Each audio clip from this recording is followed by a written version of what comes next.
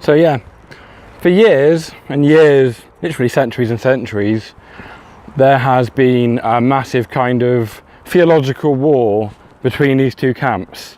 Arminianism has come out successful, or it's come out as conquering, if you define that if you define winning that war by relative numbers of adherents of either belief system. So the Arminians would say of the Calvinists, they're heartless, you know.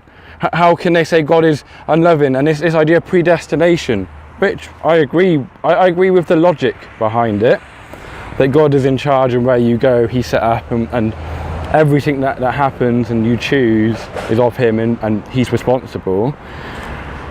But I wouldn't use the word predestination, because I don't think there's a destination that they're predetermined to go to. I'll just use predetermination. And so they would constantly talk about how that makes God wicked, you know, that makes Him really, really bad, and it does. So it makes Him a bit of a twat. I won't use a C word, but I'm a bit hesitant. But yeah, you know, see you next Tuesday. Greasy kebabs.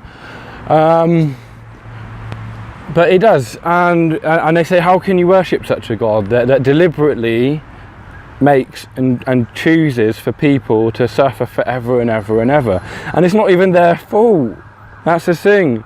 The Calvinists will try and wiggle out of that one, but you can't really wiggle out of it.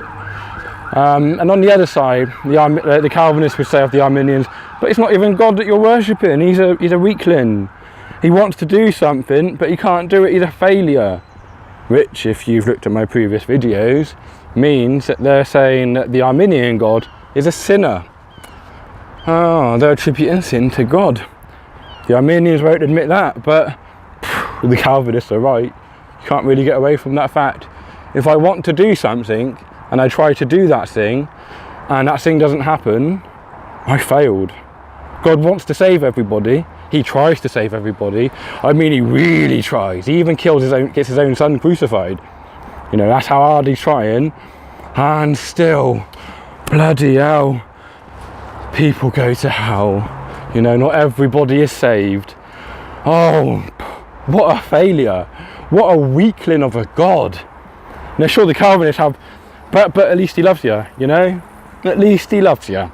At least he's trying his damned hardest. Poor little guy, you know, poor little guy.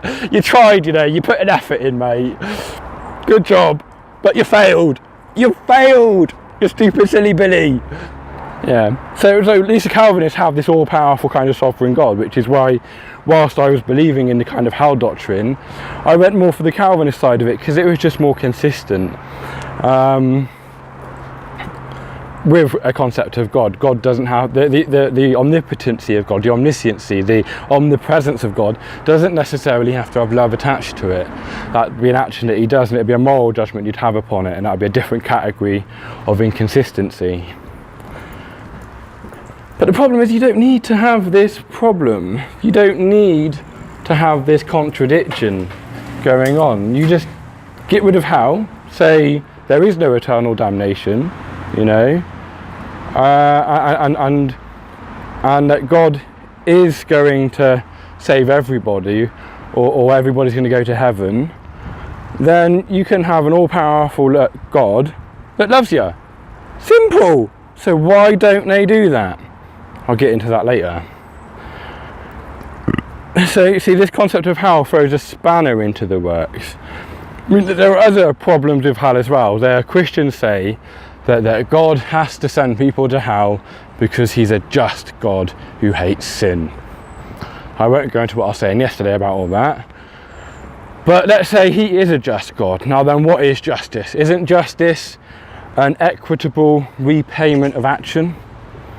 That's just a load of fancy words to say that you should get what you give, pretty much. If you smack a boy, you should get a smack back. If you steal something, you should lose something. Eye for an eye, tooth for a tooth. Take it from the Bible. It is about equity, equal reward and punishment. Now then, we are finite beings, according to their system. We live for a finite amount of time, and any action that we do is only going to have a finite amount of effect. how can the recompense for a finite action, how can a just, equitable, eye for an eye, tooth for a tooth recompense for a finite action be infinite punishment, which is what the doctrine of hell is? Goodbye.